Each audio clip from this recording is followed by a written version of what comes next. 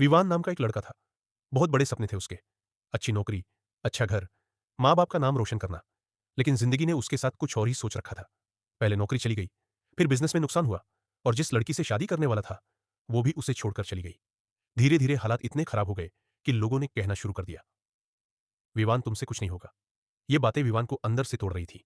एक रात वो अपने कमरे में अकेला बैठा था। सामने भगवान की तस्वीर थी। उसने गुस्से में कहा, "हर बार मेरे साथ ही गलत क्यों होता है? मैंने किसी का बुरा नहीं किया, फिर भी मुझे ही दर्द क्यों मिल रहा है?"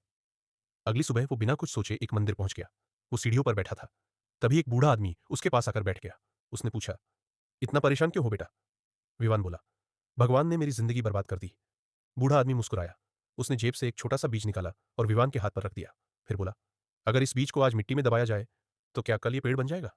जब ये बीज मिट्टी के अंदर दबा होगा, चारों तरफ अंधेरा होगा, तब अगर ये हार मान ले, तो क्या कभी पेड़ बन पाएगा?" विवान चुप हो गया। बूढ़े ने उसकी आंखों में देखते हुए कहा, "आज तुम भी उसी बीज की तरह हो। भगवान तुम्हें खत्म नहीं कर रहे, तुम्हें मजबूत बना रहे हैं।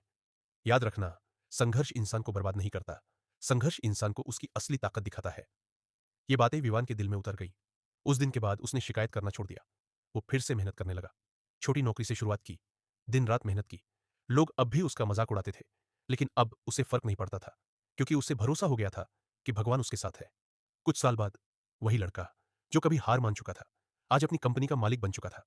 एक दिन वो फिर उसी मंदिर गया, लेकिन वहां उसे वो बूढ़ा आदमी कहीं दिखाई नहीं दिया। पुजारी ने कहा, "बेटा, यहां ऐसा कोई बूढ़ा आदमी कभी नहीं बैठता था।" विवान मुस्कुराया। उसकी आंखें नम थीं।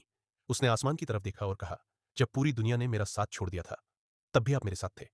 जिंदगी में चाहे कितनी भी मुश्किलें आए, भगवान पर भरोसा कभी मत खोना, क्योंकि जब भगवान आपको देर से देते हैं, तो उससे कहीं बेहतर देते हैं, जिसकी आपने कल्पना भी नहीं की होती।"